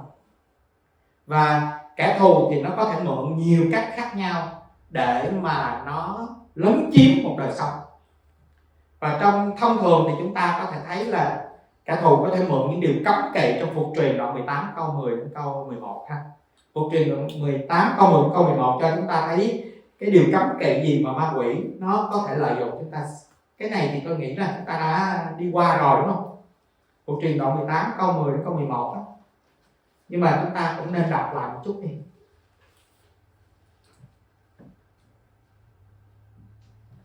Ở giữa ngươi chớ nên có ai đem con trai hay con gái mình ngang qua lửa, chớ nên có thầy bói hoặc cả hay xem sao mà bói, thầy phù thủy, thầy pháp, hay là kẻ dùng ếm chú, người đi hỏi đồng cốt, kẻ thuật số, hay là kẻ đi cầu vồng. Đây là điều mà Chúa phán là ở giữa ngươi, tức là ở giữa những người thuộc về Chúa, dân sự của Chúa, thì không nên có những điều này. Nghĩa là đây là những điều mà Chúa cấm, đây là những điều tối kỵ, đây là những điều gớm ghiếc ở trước mặt Chúa. Và Chúa dạy dân sự của Chúa là đối với những điều này thì chúng ta phải tiêu hủy, phải bỏ hoàn toàn. Và cái việc mà giữ lại những cái điều này nó rất là nguy hiểm. Những cái người mà liên quan đến thầy phù thủy, liên quan đến thầy pháp, liên quan đến bói khoa, liên quan đến ém chú, đồng cốt, hay là đi cầu vong á, thì những người này thường họ dễ bị tà linh nó ám hoàn toàn luôn, là mất trí luôn, hoặc là nó con cái của họ, cháu chắc của họ bị điên loạn bởi sự cai trị của ma quỷ. Vì thường á, là những người làm việc này là sẽ phải có cái giao ước với ma quỷ, giao ước với họ có thể không nghĩ là ma quỷ, nhưng mà họ nghĩ đến vong linh, những cái linh, và thật ra là cái linh đó nó chỉ là lừa dối họ thôi. đó là những cái tà linh lừa dối họ, khiến cho họ nhầm lẫn là một vị thần nào đó, một cái linh nào đó. Và khi mà họ có giao ước với họ, với những cái linh đó, thì những cái linh đó bắt đầu có cái uy quyền ở trên họ, và cũng trao cho họ những cái khả năng nhất định nào đó để họ có thể kiếm tiền, hoặc có thể theo đuổi một mục tiêu nào đó của họ. Thí dụ như trao cho họ cái bùa yêu để mà dụ dỗ một cô gái nào đó, chẳng hạn như thế. Chúng ta có hiểu không? Và cái hậu quả đó, như tôi theo như tôi biết đó, thì tại vì tôi có giúp mục sư Dương Thành Lâm một thời gian, một số anh em nó đuổi quỷ cho cái gia đình của vợ mục sư Dương Thành Lâm. Và cô Dung, vợ mục sư Dương Thành Lâm, là trong gia đình này á, là bố mẹ là thầy pháp, thầy phù thủy, và trong nhà thì hình tội kinh khủng, bùa chú đủ các kiểu. Và tôi nhớ không lầm thì trong gia đình này có mấy người anh đều bị điên loạn hết. Và có một người thì chúng tôi rất là nhiều anh chị em đuổi quỷ giải cứu cho cái người này. Và may mắn là trong gia đình này có một số người không có bị điên loạn. Nhưng mà đây là, thật ra là đây là một trong số rất là nhiều gia đình mà tôi nhìn thấy. Hãy gia đình nào có dính líu tới những điều gớm ghiếc này thì thường là hoặc là người đó bị điên, hoặc là con cháu của người đó bị điên, bị mất trí và bị ma quỷ chiếm hữu hoàn toàn. Cho nên đây có thể nói là những cái điều mà nó rất là ghê gớm, và đây là những cái cách mà ma quỷ nó sử dụng để mà nó lấn chiếm một đời sống nào đó. Rồi cái lòng tham tiền, háo danh, mê dục vọng cũng là một cánh cửa để cho ma quỷ lấn chiếm nạn nhân. Như chúng ta thấy Judas ca đó là vì tham tiền, đúng không? Rồi cái sự kiêu ngạo, sợ hãi hay là sự tổn thương cũng có thể bị ma quỷ sử dụng để lấn chiếm. Mới đầu nó lấn chiếm một phần, sau đó nó cứ dần dần nó càng lúc nó càng gia tăng thêm cái sự lấn chiếm của nó, cho tới khi mà nó hoàn toàn làm chủ được thân thể của người đó, thì lúc đó chúng ta có thể nói là người đó hoàn toàn bị mất trí. Chúng ta có thấy có cái trường hợp nào đó mà cái sự sợ hãi nó đến với một ai đó mà người đó bị điên loạn không? Người đó bị tà linh nó ám không? Có thấy chưa? Ví dụ như có nhiều cái trường hợp xảy ra như vậy, có những em thiếu niên, thanh niên nhỏ trẻ tuổi á, nó xem phim ma, xong tối về nó bắt đầu nó bị ma nhát luôn, nó bị ám ảnh, nó sợ hãi. Và có những trường hợp tôi thấy là nó cứ suốt ngày nó cứ bóp cổ đó, hét la bóp cổ đó, và nó nói là quỷ tấn công đó. Và nó trong cái tình trạng hoảng loạn như vậy kéo dài, nó càng kéo dài mà không giải cứu đó thì càng lúc nó sẽ càng yếu dần đi, càng lúc nó mất cái khả năng để mà kiểm soát tâm trí đó. Nó bị ma quỷ cai trị hoàn toàn. Và trong trường hợp đó nó cần phải được giải cứu, nó cần phải có những người giúp đỡ nó, giải thoát nó khỏi cái sự sợ hãi. Và khi nó chiến thắng cái sự sợ hãi rồi thì nó mới thoát được cái sự hãm áp, tấn công và chiếm hữu của ma quỷ trên đời sống của nó. Cho nên cái sự sợ hãi là một cái cách để mà ma quỷ nó sử dụng để nó tấn công đời sống. Một cái người mà bị lừa dối bởi giáo lý của quỷ dữ cũng có thể bị linh tôn giáo chiếm hữu nha quý vị. Thí dụ như trong Ti-mô-thê thứ nhất đoạn 4 câu 1 chúng ta thấy ở nơi đây sứ đồ Phaolô đã đề cập đến một điểm mà chúng ta cần lưu ý. Đoạn 4 câu 1: Và Đức Thánh Linh phán tỏ tường rằng trong đời sau rốt có mấy kẻ sẽ bò đạo mà theo thần lừa dối và đạo lý của quỷ dữ. Ở đây sứ đồ Phaolô nói đến những kẻ bội đạo, nhưng mà đi theo cái gì? Đi theo linh của sự lừa dối và đạo lý của ai? Đạo lý của quỷ dữ. Và những người mà đi theo như vậy có nghĩa là đã bị nó bắt à. Và thường là chúng ta thấy khi mà nó bị cái linh của tôn giáo chiếm hữu rồi á, thì chúng ta thấy cái việc mà giải cứu người đó rất là khó khăn, rất là khó. Và tới đây thì chúng ta có thể đi đến cái điểm rất quan trọng và là cuối cùng, đó là cần làm gì để giải cứu người bị quỷ ám. Chúng ta cần phải làm gì để giải cứu? Bước đầu tiên để giải cứu cho người bị quỷ ám, người bị chiếm giữ thân thể bởi quyền lực của ma quỷ, là chúng ta phải thành lập một đội giải cứu từ 2 cho đến 5 người, mà đó là những người được đổ đầy của Thánh Linh. Tại sao mà 2 cho đến 5? Tại vì nếu hơn 5 thì quá nhiều, mà nếu dưới 2 thì không thành một đội. Chúng ta cần phải có một đội hình từ 2 người cho đến 5 người là như vậy. Và những người đó phải là những người được đổ đầy của Thánh Linh. Tại sao vậy? Tại vì như hồi nãy tôi có giải thích rồi đó, là khi mà chúng ta có năng quyền và có quy quyền của Chúa, lúc đó chúng ta đang đứng ở trong cái vị trí mà được sẵn sàng để làm cái công việc mà Chúa sai chúng ta làm. Và một trong những việc đó là chúng ta giải cứu những cái người bị ức hiếp, giải cứu những người bị tổn, đem sự tự do đến cho họ. Tuy nhiên có một điểm rất là quan trọng tại đây, cái đội giải cứu này phải hòa hiệp làm một. Nó phải là một đội hình tạo được sức mạnh lớn bằng cái sự hòa hợp làm một với nhau. Chúng ta nhớ là Chúa Giêsu có hứa là nếu có đôi ba người thuận ý nhau cầu xin điều chi ta sẽ làm cho, đúng không? 2-3 người thôi, nhưng mà nếu thuận ý nhau thì Chúa Giêsu đứng về phía những người đó, phải không? Khi mà chúng ta nhân danh Chúa để cầu nguyện. Nhưng mà ở trong Thi Thiên 133 câu 1 đến câu 3 thì cho chúng ta thấy một mặt khác nữa, để chúng ta hiểu rằng cái sự hiệp một ở trong cái đội hình giải cứu này rất là quan trọng. Thi Thiên 133.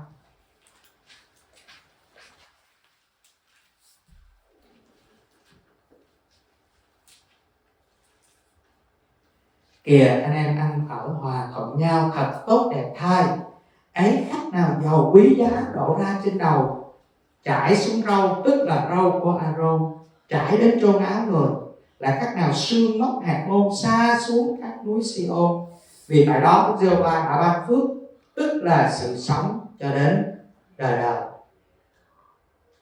Như thế nào là được gọi là tốt đẹp? Như thế nào là tốt đẹp? Và như thế nào là giàu quý giá đổ trên đầu, trải xuống râu của Aaron, trải đến chôn áo người? Như thế nào? Đó là cái sự hòa thuận, hòa hiệp làm một giữa những anh em với nhau, phải không? Kìa anh em ăn ở hòa thuận nhau thật tốt đẹp thay, ấy khách nào giàu quý giá đổ ra trên đầu, trải xuống râu tức râu của Aaron. Chúng ta có hình dung ra được hình ảnh không? Aaron là thầy tế lễ thượng phẩm của Đức Chúa Trời, đúng không? Và chúng ta thấy cái sự sức dầu là đổ lên đầu không? Mà nó chảy xuống cái râu, nó chảy xuống tới chôn áo không? Nghĩa là dầu đó tràn ngập hết từ đỉnh đầu đến gót chân. Và đó là hình ảnh của sự hòa hợp là một của những người cùng một đức tin, những anh em trong Chúa với nhau. Chúng ta hợp lại bằng một thì sự sức giàu Thánh Linh Chúa đến, và Chúa thấy thì đó là tốt đẹp trước mặt Chúa. Thì giống như cái sương mốc hạt môn đổ xuống ở trên núi vậy, xa xuống trên núi Siôn, và tại đó Đức Giê-hô-va đã ban phước tức là sự sống cho đến đời đời. Và chúng ta cần lưu ý là trong cái việc giải cứu, cái sự sức giàu á, cái sự đổ đầy Thánh Linh á, cái năng quyền và uy quyền của Chúa trên chúng ta rất là quan trọng. Và cái đội mà giải cứu này cần phải hợp lại với nhau và xây dựng cái tâm tình, cái tấm lòng hòa hợp là một. Và chúng ta nhớ có nhiều cái lời hứa của Chúa, phải không? Một sợi dây 3 tao để làm khó đứt. Chúng ta hợp lại với nhau như vậy thì nó rất là mạnh, phải không? Tạo ra sức mạnh rất là lớn. Rồi chúng ta thấy là một người thì đuổi được 1000 người, nhưng mà 2 người thì đuổi được tới làm sao? Nhưng mà với điều kiện 2 người này phải làm sao? Phải hiệp một với nhau. Đồng vợ đồng chồng tắt với đông cũng cạn luôn. Người Việt mình hay nói vậy, đủ biết. Chỉ có một người chồng với một người vợ thôi có thể tác nổi bể đông, rồi chúng ta biết là cái sức mạnh hiệu quả lớn đến đâu nào. Nhưng mà cái điều kiện là gì? Là phải hiệp một với nhau, phải không? Và ma quỷ thì nó muốn lấy đi sức mạnh của Hội Thánh, lấy đi sức giàu của Hội Thánh dễ, chỉ cần tung một cái chiêu làm cho bất hòa, không hòa thuận với nhau trong anh em, trong Hội Thánh là coi như ngay lập tức cái sự sức giàu nó mất này. Đúng không? Và thay vì chúng ta theo đuổi cái sự tốt đẹp, nhiều khi chúng ta lại theo đuổi cái điều mà chúng ta thích, chúng ta muốn. Và cái đó là cái bẫy của ma quỷ. Bây giờ nếu hỏi thắng mà không hiệp một, làm sao chúng ta có một cái đội hình hiệp một gì được để mà làm sao mà chiến thắng được quyền lực của ma quỷ, sao mà giải cứu được ta? Cho nên trong cái việc này ấy, tôi thấy rằng ngày hôm nay hội thánh cần phải thay đổi rất là nhiều. Chúng ta phải hạ mình xuống và chúng ta cần phải nhìn vào chương trình của Chúa dành cho đời sống chúng ta và cho hội thánh. Nếu chúng ta thuộc về Chúa thì chúng ta cần sống cho Chúa và chúng ta cần theo đuổi sự kêu gọi của Chúa trên đời sống của chúng ta. Amen. Cái phần thứ hai hay là cái bước thứ hai, cái đội hình hiệp một này á, cần chuẩn bị sẵn sàng cho sự giải cứu bằng một số điểm sau. Nói cách khác hơn, nếu mà mình không có sự chuẩn bị, cái việc mà mình giải cứu nó sẽ gặp rất là nhiều cái khó khăn, nhiều cái trở ngại. Cho nên mình cần phải chuẩn bị. Và để chuẩn bị cho cái đội hình giải cứu này thì chúng ta cần phải làm những việc là kiêng ăn cầu nguyện. Ở trong Mác đoạn 9 câu 29 á, thì Chúa nói rằng có những cái linh á, mà chúng ta chỉ có thể đuổi được khi mà chúng ta có sự kiêng ăn cầu nguyện mà thôi. Và tại sao? Tại vì qua cái sự kiêng ăn cầu nguyện thì chúng ta sẽ hạ mình xuống, xác thịt chúng ta sẽ hạ xuống. Chúng ta sẽ nói xác thịt là gì? Ta không có cho ngươi ăn.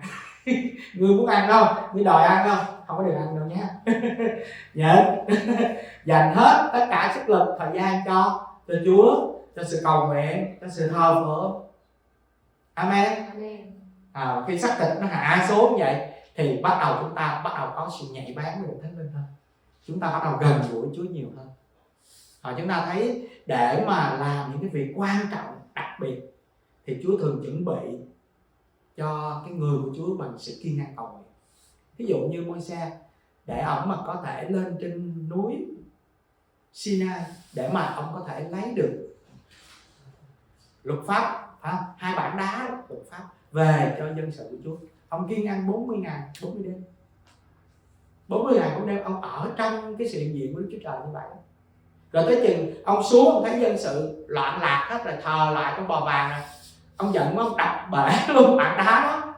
Thì sau đó Chúa lại sai ông trở lên núi để Chúa lại ban lại bản luật pháp mới do chính tay của Chúa viết, phải không? Rồi lúc đó ông phải làm gì nữa?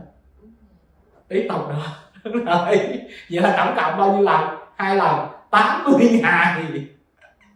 Rồi chúng ta thấy Chúa Giêsu trước khi thi hành chức vụ á, Ngài là Chúa đó, phải không? Mà Ngài cũng kiêng ăn 40 ngày 40 đêm, phải không? Đúng không?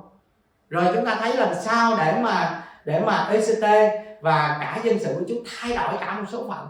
Từ cái việc mà án phạt của vua đi đến rồi tất cả bị xử tử á, loại hết người Juda ra khỏi cái thế giới này, thì chúng ta thấy tất cả đều đổi lại hết. Thay vì mặt đối chê phải bị treo trên cây mộc hình thì ai bị treo? Đúng rồi, cả thù nghịch của mặt đối chê bị treo. Phải không? Bằng cách nào? ECT đã kiêng ăn cầu nguyện. Kiêng ăn cầu nguyện giúp cho bà đã chiến thắng được, phải không? Trong cái trận chiến với quyền lực của ma quỷ, với kẻ thù muốn tuyệt diệt cả dân tộc, cả dân Juda, dân của Chúa, đúng không? Và vì vậy cho nên việc mà chúng ta có một đội hình hiệp một thì cái đội hình này cần phải hạ mình xuống kiêng ăn cầu nguyện. Và cái sự hạ mình xuống kiêng ăn cầu nguyện này sẽ giúp cho đội hình này được dần thấm trong dòng huyết của Chúa Giêsu. Và chúng ta biết huyết của Chúa Giêsu là cái sự bảo vệ cho chúng ta trong cái trận chiến thuộc linh. Mà huyết của Chúa Giêsu lại còn là vũ khí để giúp cho mình chiến thắng kẻ thù, chiến thắng quyền lực của ma quỷ. Vậy thì tại sao khi mà mình kiêng ăn cầu nguyện như vậy thì mình được dần thấm trong huyết của Chúa Giêsu Christ? Tại sao? Tại vì lúc đó là mình hạ mình xuống, mình tìm cái sự ăn năn, tìm cái sự tha thứ của Chúa, tìm cái đời sống ở nơi đó Chúa giải thoát mình ra khỏi cái mức độ thuộc linh còn thấp quá, chưa có đạt được đúng cái điều mình thật sự Chúa muốn cho đời sống mình. Nghĩa là mình có tìm kiếm một cái cấp độ thuộc linh gia tăng hơn trong đời sống mình. Và lúc đó, lúc mà mình hạ mình xuống như vậy, có một tấm lòng ăn năn như vậy, chúng ta thấy huyết của Chúa bắt đầu linh nghiệm ở trên chúng ta. Có lần tôi chia sẻ đó là huyết của Chúa không có linh nghiệm trên những người không ăn năn. Huyết của Chúa không có linh nghiệm trên những cái người mà không có hạ mình xuống, nhưng mà huyết của Chúa lại linh nghiệm trên những tấm lòng hạ mình xuống trước mặt Chúa và ăn năn những cái tội lỗi và những sự sai trái của mình. Và vì vậy cho nên cái sự kiêng ăn cầu nguyện hạ mình xuống rất là quan trọng. Nó là một cái chiến lược, một cái chìa khóa rất là quan trọng. Chúng tôi đã kinh nghiệm được cái sự đuổi quỷ và nhìn thấy rất là nhiều người được giải cứu khi mà chúng tôi áp dụng cái sự kiêng ăn và cầu nguyện. Rồi cái bước kế tiếp đó là cái đội hình này trong cái thời gian kiêng ăn cầu nguyện này phải xưng nhận lời của Chúa Trời về cái địa vị của cái người thuộc về Chúa Giêsu Christ, xưng nhận cái sự đắc thắng và quy quyền của những kẻ tin, xưng nhận những cái vũ khí thuộc linh mà Chúa ban cho mình. Cái việc mà mình xưng nhận cái điều đó nó quan trọng lắm, tại vì đức tin đến bởi sự người ta nghe, mà người ta nghe là cái lời của Chúa Christ được ra, phải không? Khi chúng ta nghe lời của Chúa ra, chúng ta được khích lệ. Chúng ta nghe lời của Chúa ra, chúng ta có cái cơ sở, có cái chứng cớ, có một cái chỗ dựa để chúng ta biết rằng Chúa sẽ làm theo như lời mà Ngài đã phán. Và điều đó làm cho đức tin của chúng ta sẽ được mạnh mẽ hơn. Và chúng ta biết rồi, cái đức tin chúng ta sẽ quyết định cái cuộc chiến thuộc linh chúng ta với ma quỷ, với kẻ thù. Bởi vì cái cuộc chiến thật sự chúng ta với ma quỷ đó là cuộc chiến của đức tin. Nếu chúng ta yếu ở trong đức tin hay là không có đức tin thì chúng ta không có thể đuổi quỷ được. Các môn đồ mà ngày kia đuổi cái quỷ cho người ta nhưng mà không có được. Cái người cha mới đem cái đứa con tới với Chúa Giêsu và nói là Chúa Giêsu ơi, chúng tôi đem cái đứa trẻ bị ma quỷ này, quỷ câm với quỷ điếc này nó ám nè, nhưng mà các môn đồ không có đuổi được. Và Chúa nói rằng ta ở cùng với những kẻ chẳng tin này cho đến bao giờ đây. Và sau đó Chúa nói là và cái người cha mới nói nếu Chúa muốn, nếu Chúa có thể giúp được con, có thể cứu con. Chúa nói rằng sao ngươi nói như vậy? Nếu ngươi tin thì ta sẽ làm cho con. Và người cha nói là xin hãy giúp cho đức tin của con. Và sau đó Chúa đuổi cái quỷ câm và điếc nó ra khỏi đứa bé. Chúng ta nhớ câu chuyện đó. Cái đức tin nó quyết định, nó rất là quan trọng. Và đức tin của chúng ta được gia tăng thêm, được củng cố, được làm cho vững mạnh khi mà chúng ta cùng xưng nhận lời của Chúa Trời, cùng tuyên bố lời của Chúa Trời, cùng chia sẻ với nhau, khích lệ lẫn nhau về lời của Chúa liên quan đến cái địa vị của chúng ta trong Chúa, sự đắc thắng mà Chúa ban cho chúng ta, quy quyền mà chúng ta đã có, và những vũ khí thuộc linh mà chúng ta được Thánh Linh của Chúa trao cho chúng ta. Rồi cái bước kế tiếp nữa là chúng ta phải công bố cái sự trói buộc và vô hiệu cái quyền lực của sự tối tăm trước khi chúng ta đến với bệnh nhân. Trước khi đến bệnh nhân là chúng ta phải làm điều đó. Sau khi công bố xong là chúng ta phải trói buộc. Chúng ta phải tuyên bố rằng cái giờ đó là cái lúc mà chúng ta chống lại cái quyền lực của ma quỷ, và chúng ta muốn tuyên bố cái sự vô hiệu mọi cái quyền của nó, và chúng ta tuyên bố nó là bị trói. Là chúng ta đang làm cái bước gọi là chúng ta trói cái cảm mạch xích, rồi chúng ta mới lấy được cái của cảm mạch xích nó đang canh giữ. Đúng không? Rồi sau khi mà chúng ta đã thực hiện được các bước này thì bây giờ chúng ta sẽ bắt đầu thực hiện cái bước quan trọng kế tiếp, đó là chúng ta đưa bệnh nhân, đưa cái người mà bị quỷ ám đó vào trong một cái phòng. Và ở đây chúng ta phải có cái người đại diện của cái người mà bị quỷ ám ở cùng với chúng ta. Tại sao phải đưa vô một cái phòng? Tại vì nếu chúng ta để ở một cái nơi mà không phải là một cái phòng mà chúng ta đã chuẩn bị sẵn sàng đó, thì chúng ta sẽ gặp rất là nhiều cái bất lợi. Ví dụ như cái người mà bị quỷ ám họ có thể la hét quá lớn và rất là nhiều người họ sẽ bắt đầu bu lại rất đông. Những người bu lại rất đông có thể là có những người mà họ muốn ngăn chặn cái việc mà chúng ta đuổi quỷ. Nhưng mà chúng ta để cái người mà bị quỷ ám vào trong một cái phòng mà chúng ta đóng cửa lại thì tất cả những cái gì mà chúng ta làm á, là chỉ trong cái phạm vi của đội giải cứu cùng với người được giải cứu mà thôi. Hiểu không? Và đặc biệt là chúng ta không có cho phép bất cứ người nào ngoài cái đội giải cứu ở trong đó. Và tại sao chúng ta phải để cái người trong gia đình ở tại đây đó? Để chúng ta theo gương Chúa Giêsu. Chúa Giêsu cũng làm như vậy. Khi mà Chúa đuổi quỷ cho trong nhiều trường hợp khác nhau thì Chúa cho phép cái người trong gia đình ở tại nơi đó. Và trong kinh nghiệm đuổi quỷ của chúng tôi thì người nhà phải có mặt ở tại nơi đó. Biết tại sao? Tại vì nhiều khi ma quỷ á, nó rất là giả dối. Vì chúng tôi không có làm gì cái người mà bị quỷ ám, nhưng mà sau khi mà người thân đó không có mặt ở đó thì nó sẽ nói rằng chúng tôi đã đánh đập nó và chúng tôi đã làm nhiều cái điều tệ hại cho nó. Hiểu không? Hiểu không? Nhưng mà khi có người trong gia đình ở đó họ chứng kiến hết, họ làm chứng hết, họ là những người mà vạch ra tất cả những cái gì mà ma quỷ đó nó nói ngược trở lại để gây khó dễ cho chúng ta. Quý vị hiểu không? Và có người thân ở đó thì chứng tỏ gì? Chứng tỏ là người thân ủng hộ chúng ta trong cái vấn đề đuổi quỷ.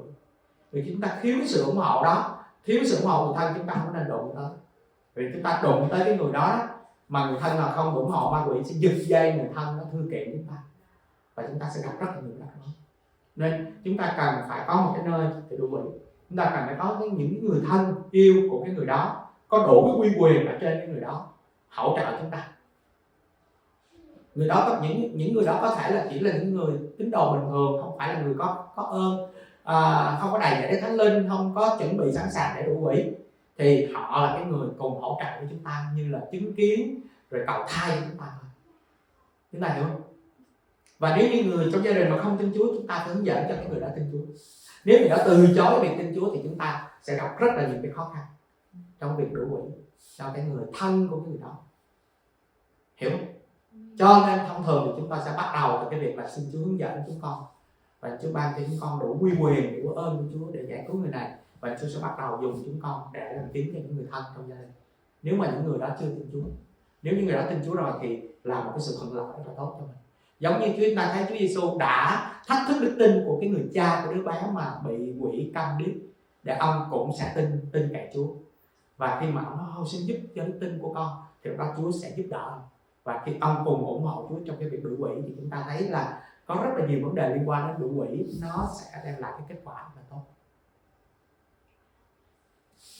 Đó là câu chuyện ở trong Mát đoạn 5 câu 37 và câu Chúa đuổi những cái người vô tín ra, Chúa giữ cái người thân ở lại, và Chúa đuổi quỷ cho cái người bị quỷ ám. Rồi đó, khi mà chúng ta đặt họ vào trong phòng đó rồi đó, thì có thể bệnh nhân chưa có tỉnh táo. Bệnh nhân có thể chưa tỉnh táo. Và trong trường hợp bệnh nhân chưa tỉnh táo thì chúng ta làm gì? Chúng ta phải trói cột tà linh, ra lệnh cho ma quỷ phải nín lặng, không được quấy rầy chúng ta nữa, truyền cho cái sự tự do về những cái cơ năng như là tâm trí nè, tai nghe nè, miệng nè, được tự do. Và chúng ta phải làm như vậy cho tới khi cái bệnh nhân nó hoàn toàn được tỉnh. Tại sao? Tại sao chúng ta phải làm vậy? Tại vì trong cái vấn đề giải cứu đó, thì nếu người này không tỉnh táo, chúng ta sẽ không có hướng dẫn người này tiếp nhận Chúa Giêsu được. Chúng ta sẽ không hướng dẫn người này để người này biết cách nào để ngăn cản hay chống cự lại khi mà tà linh tấn công người này. Mặc dù người này đã được giải cứu rồi, nhưng nếu như người này không có tiếp nhận Chúa Giêsu, rồi không có biết cách ngăn cản cái sự tấn công trở lại của ma quỷ, thì chúng ta biết rồi, ma quỷ nó trở lại và lần này nó sẽ mạnh hơn lần trước. Vậy thì rốt cuộc cái việc đuổi quỷ của chúng ta nó chỉ giải quyết được có giai đoạn đầu, còn sau đó chúng ta còn làm cho họ còn khổ hơn trước đó. Chúng ta hiểu không? Cho nên cái việc đầu tiên chúng ta làm là phải giúp cho người đó tỉnh táo trước, và chúng ta phải chú ý là không được đối xử thô bạo với nạn nhân, và cần phải phân biệt rõ ràng bệnh nhân và tà linh hành động ở trong bệnh nhân là hai điều khác nhau. Bệnh nhân cần phải được bảo vệ, còn tà linh phải bị diệt đi. Và chúng ta đánh trận không phải cùng thịt và huyết, cho nên chúng ta không có được đánh cái người mà bị quỷ ám nha. Có nhiều người đó là vả mặt người bị quỷ ám á, tát cái mặt đó, câm cái mồm mày lại, mày nói dối, tát của mày cái người đó. Nhiều người không có hiểu á, làm như vậy. Còn có nhiều người còn về cái này là tao phải kiêng ăn mấy ngày để đuổi mày, mà mày còn ăn, tao không cho mày ăn luôn. Bắt cái người mà bị bệnh nó nhịn ăn suốt 3-4 ngày luôn. Và họ vốn đã bị ma quỷ hành hạ nhiều tuần nhiều tháng mà đã kiệt sức rồi, gầy còm rồi tới cầu nguyện đuổi quỷ còn không cho ăn nữa, là người đó càng kiệt sức hơn nữa. Chúa muốn chúng ta kiêng ăn để cầu thai, chứ Chúa không có muốn bắt cái người bệnh nhân đó phải kiêng ăn. Người đó cần được giúp đỡ. Chúng ta chăm sóc người bệnh, chúng ta có bắt người bệnh phải khổ vậy không? Không, phải không? Đúng không? Chúng ta có thể khổ, nhưng chúng ta phải gánh vác cái nặng nhọc này cho cái người mà đang cần được sự giúp đỡ, đúng không? Cho nên chúng ta phải chăm sóc. Quý vị biết khi tôi đuổi quỷ cho cái người chị em kia đó 1 tháng luôn, có nghĩa là hơn 1 tháng, nó tính chính xác là hơn 1 tháng, người đó mới hoàn toàn được giải cứu. Suốt thời gian đó tôi giảm tới gần 10 kg vì kiêng ăn và thức khuya quá nhiều đêm còn không ngủ, đủ quỷ liên tục.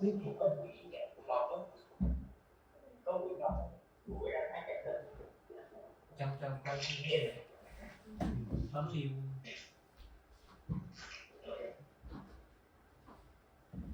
Và nhưng mà cái người mà bị quỷ ám càng ngày càng lên cân, tại vì khi chúng tôi không ăn, người quỷ ám chúng tôi vẫn phải cho ăn. Hãy tỉnh lúc nào là tôi lo chăm sóc sức khỏe, thật ăn này kia, giúp đỡ hỗ trợ đủ mọi thứ. Người mà bị quỷ ám thì ngủ ở trên giường nệm, còn tôi ngủ dưới đất. Tôi nằm dưới đất thì đúng hơn, mệt quá nằm xuống chờ, nếu mà có ma quỷ nó tấn công quay trở lại là tôi phải nhảy lên chiến đấu với nó tiếp tục. Và hàng loạt tà linh bị đuổi ra khỏi cái đó mà vẫn cứ đuổi tiếp, cứ còn mãi cho tới khi cuộc chiến chấm dứt. Thì giống như là cái thời gian nó đã qua hơn 1 tháng, không thể tin tưởng. Chúng tôi khi mà mới khởi đầu biết như vậy là chắc chúng tôi cũng sợ hãi, không làm việc gì hết, tôi mỗi ngày tôi chỉ có chạy về nhà để tắm, thả đồ quay trở lên là cầu nguyện tiếp liên tục như vậy. Và vì vậy cho nên đó, chúng ta cần phải nhớ một điều là chúng ta cần phải bảo vệ cái người bệnh nhân. Và một trong lý do mà chúng ta học được cái việc mà cần phải chăm sóc tốt cho bệnh nhân đó, là bởi vì chúng tôi nghe nhiều lần cái tà linh nó qua cái miệng của cái người mà bị quỷ ám nói là tao yêu cái con này và tao sẽ đem con này xuống hồ lửa đời đời với tao. Nó đe dọa là giết cái cô này, quý vị. Và nó có thể giết cô này bằng cách làm cho cô này bị kiệt sức. Nó có thể giết cô này bằng cách là sơ suất, cô này sẽ nhảy lầu xuống chết. Có một lần kia tôi cảm thấy giống như là cái cô này giống như là được tự do hết 90%. Cô khỏe nhiều lắm, là cô tỉnh, ít có khi nào cô bị tà linh nó hãm áp. Cho nên tôi về nhà tôi tắm và tôi làm một số việc ở gia đình nhiều lâu hơn thời gian. Tới chừng tôi quay lại thì lúc đó là những anh em còn ở lại là đang đi tìm tôi mà hoảng sợ lắm. Thôi có chuyện gì vậy? Nói rằng cái người mà bị quỷ ám nó leo lên tới tận ở trên lầu cao nhất và ra ngoài ban công luôn rồi, mà không ai biểu gì vô được hết, nó cứ đứng ở ngoài đó thôi, cho nên ai cũng sợ. Và tôi lên nhân danh Chúa Jesus Christ đi xuống, bắt đầu đi xuống đi xuống dưới nhà và sau đó thì mọi việc nó mới ổn. Và vì vậy cho nên đó, chúng ta phải sau những lần như vậy chúng ta thấy là phải bảo vệ cái người này thật là kỹ lưỡng, không có được sơ suất. Bởi vì là không biết là cái mưu kế của ma quỷ là nó đang làm cái gì, và đây là một cái cuộc chiến mà chúng ta phải thắng cho bằng được. Thì cả gia đình của họ đang nhìn thấy Chúa đang làm cách lạ, cả gia đình họ đang ăn năn, cả gia đình họ đang thờ lại hình tượng rất là nhiều, rồi hàng xóm láng giềng. Và sau cuộc chiến đó là gì? Sau khi cô gái đó được giải thoát hoàn toàn hết rồi, cả gia đình họ mạnh mẽ, em dân mình hầu việc Chúa, người em dân mình hầu việc Chúa, người mẹ cũng đi truyền giáo này kia và có kết quả, cả gia đình được thay đổi. Còn cô gái đó về sau thì tôi nghe nói đâu là được kêu gọi để lo cho các em thiếu nhi, cho nên cổ là chuyên dạy các em thiếu nhi. Và tất cả mọi cái kết quả đó nó đến từ cái việc mà chúng ta đã tham dự một cuộc chiến, và tại cái đó chúng ta thấy cái sự đắc thắng lớn lao của Chúa. Rồi sau khi mà chúng ta đã giúp cho người bệnh nhân tỉnh táo thì chúng ta phải rao giảng phúc âm cho người đó, hướng dẫn bệnh nhân tin nhận Chúa Giêsu Christ làm Chúa, làm chủ đời sống này. Và chúng ta biết rồi, tin lành là quyền phép để cứu mọi kẻ tin, phải không? Cho nên việc chúng ta rao giảng phúc âm cho cái người bị bệnh này rất là quan trọng. Và chúng ta cần hướng dẫn người này tiếp nhận Chúa Giêsu, rồi hướng dẫn người này nhận Chúa làm chủ đời sống của họ. Và chính Chúa khi làm Chúa làm chủ đời sống này thì Chúa là đang bảo vệ cái người mà bị tà linh ám này. Rồi sau đó chúng ta phải giúp bệnh nhân nhận cái sự chữa lành nội tâm nữa quý vị. Tại vì thường đó là những cái bệnh nhân như vậy là hay có những cái vấn đề về nội tâm, có cái sự sợ hãi, có sự tổn thương, có cái sự không tha thứ nào đó, sự cay đắng nào đó trong lòng. Rồi hoặc là bệnh nhân có thể bị vướng vào trường hợp là bị rủa xả vì gia đình thờ lại hình tượng, bị rủa xả vì có những cái tội ác mà chúng ta có thể nói rằng nó gớm ghiếc ở trước mặt Chúa, như là liên quan đến vấn đề cầu vong hay là bùa chú gì đó chẳng hạn, thì chúng ta thấy cái việc mà chúng ta hướng dẫn người đó bẻ gãy cái sự rủa xả, từ bỏ cái điều bất khiết và đức tin, nó rất là quan trọng. Rồi chúng ta phải giúp đỡ cho cái bệnh nhân đó tự cái môi miệng mình đuổi ma quỷ đi trong cái quy quyền, trong cái danh của Chúa Giêsu. Chúng ta phải hướng dẫn người đó tự chiến đấu, chúng ta phải tập cho người đó tự chiến đấu, chúng ta phải dạy cho người đó những câu kinh thánh như là đừng sợ, chớ run rẩy, chớ kinh hãi, Đức Chúa Trời ở cùng ngươi chẳng hạn. Chúng ta hiểu không? Khi mà chúng ta trang bị cho người đó lời Đức Chúa Trời thì người đó có lời Đức Chúa Trời như là gươm thánh linh, khi ma quỷ tấn công người đó có thể chống trả lại. Thì trong cái vấn đề đuổi quỷ thì cái việc mà mình giúp đỡ cho người đó càng mạnh, càng vững chừng nào á, thì cái việc giải cứu của mình nó càng nhẹ chừng đó, càng dễ dàng chừng đó, càng hiệu quả chừng đó. Cho nên đó là những cái bước mà chúng ta phải làm. Và nếu như người đó được lành lặn về phương diện nội tâm của mình á, thì người đó sẽ có thể là tiến bước rất là nhanh trong cái đời sống mà cùng với chúng ta trong cái chiến trận thực linh.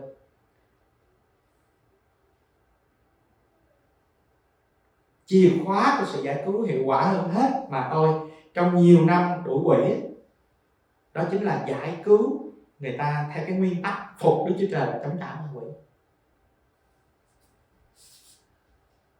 Chúng ta phải hướng dẫn cái người mà bị quỷ ám đó cái đời sống phục Đức Chúa Trời, tôn phục Đức Chúa Trời, vâng theo Đức Chúa Trời, đi theo những gì mà Đức Chúa Trời dạy. Rồi chúng ta cũng giúp đỡ cho cái người đó làm cách nào để có thể chống trả lại với ma quỷ.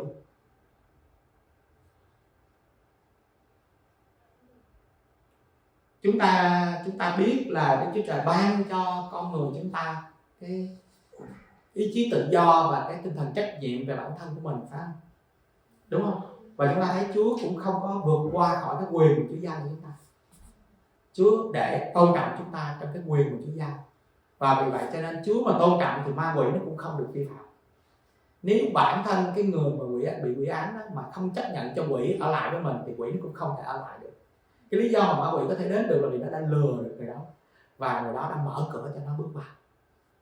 Nhưng mà nếu người đó nhận ra được rằng người đó bị lừa dối, người đó đã có được Thánh Linh của Chúa thăm viếng, có được Chúa Giêsu làm Chúa làm chủ và có lời của Chúa Trời đến tâm trí của mình, có sự sáng đến rồi, thì người đó sẽ bắt đầu biết chống lại với cái sự tấn công của ma quỷ. Và khi người đó đuổi quỷ đi, chống lại với ma quỷ thì ma quỷ nó không thể ảnh hưởng được hay là không có thể gây cái áp lực lớn lao được trên đời sống người đó, hoặc là cũng không có thể ở trong đời sống người đó được. Nhưng mà có điều là chúng ta cần phải có một điểm lưu ý này, cái này là điểm lưu ý thôi, không biết còn thời gian có cải chuyện được không? Có một ngày kia khi mà tôi đuổi quỷ cho một cái người kia đó, thì người đó sau nhiều ngày không có thay đổi gì hết, khá là khó khăn. Tôi đã đốt rất là nhiều bùa ngải, rồi chúng tôi đã họp lại với nhau để mà tìm kiếm mọi cái ngăn trở xem cái gì mà tại sao mình đuổi qua chúng ta được. Thì cuối cùng là chúng tôi không tìm thấy cái gì nữa hết. Tôi nghĩ là mọi việc nó đã ổn. Nhưng mà sau đó thì có một người trong anh em chúng tôi có một cái giấc mơ. Giấc mơ đó cho chúng tôi thấy là có một cái khúc gỗ, ở trong nhà này mà chúng tôi không có biết nó là cái gì. Và sau đó thì khi mà người đã kể giấc mơ lại thì chúng tôi bắt đầu mới suy nghĩ rằng có thể khúc gỗ đó là có một cái gì đó đặc biệt. Chúng tôi đi tìm thì chúng tôi phát hiện ra cái khúc gỗ đó. Vì cái khúc gỗ đó là gì? Cái bàn thờ mà người ta gọi của những người xưa, người ta gọi là bàn ông thiên. Bàn thờ ông thiên. Và người ta hay để nhang hay để gì đó lên trên cái bàn thờ đó. Thì cái gia đình này trước đây không biết vì lý do gì mà cái cột mà dựng cái bàn thờ ông thiên đó nó bị gãy. Họ mới khiêng cái bàn thờ ông thiên nó lên, họ để vào trong nhà. Rồi lâu ngày họ không để ý, rồi trong nhà có người bị quỷ ám như vậy á thì họ quên mất cái chuyện đó đi. Rồi chúng tôi thì nhìn thì thấy nó giống y như là một cái miếng gỗ bình thường thôi, nhưng mà thật ra nó là cái bàn thờ ông thiên. Nó là cái miếng gỗ bằng, người ta để nhang để đầu kia lên nữa. Chúng tôi mới phát hiện ra cái đó. Chúng tôi bắt đầu lấy nó đi, chẻ nó ra đốt. Sau khi chúng tôi đốt đó rồi là cầu nguyện cái người đó hết. Và Và quý vị biết tại sao không? Tại sao mà ma quỷ nó không ra khỏi người đó khi mà trong nhà người đó vẫn còn để cái bàn ông thiên không? Tại vì khi mà chúng ta cúng thờ trên cái bàn ông thiên đó, thì bàn ông thiên nó được giống như là trở thành của cải của ma quỷ. Bây giờ cái gì mà của ma quỷ ở trong nhà của chúng ta đó, thì chúng ta không thể cản nó, không cho nó vào trong nhà chúng ta. Vì cái đó là của nó. Nếu chúng ta cản không cho nó vào á, thì nó nói là của tao mà thuộc về quyền của tao mà, bây giờ không cho tao vào để tao lấy của tao hay dùng của tao đang xài đó, thì giống như là ăn cắp của tao, sang đoạt của cải rồi. Vậy là sai rồi, không có đúng đâu. Chúng ta hiểu không? Nên nếu mình giữ cái đồ gì của nó ở trong nhà đó, thì nó có cái quyền sử dụng cái đồ đó. Quý vị hiểu không? Bây giờ cho nên để mình có thể không để dính líu tới nó, thì mình phải diệt nó đi, quăng bỏ nó ra khỏi, không có giữ nó lại, phải không? Hay là tôi hãy kể câu chuyện này thì nghe nó mạnh hơn. Một cái người kia đang bán cái căn nhà đẹp hơn nhà của thầy Thanh, cô Hồng, đẹp lắm, đẹp như cung điện mà với giá rất là rẻ. Một người thanh niên đang tìm nhà mua, thích quá nên chạy tới xem, mà ngạc nhiên sao mà rẻ quá vậy. Chỉ có, tôi thí dụ như chỉ có 30.000 đô thôi, một cái nhà quá đẹp như vậy.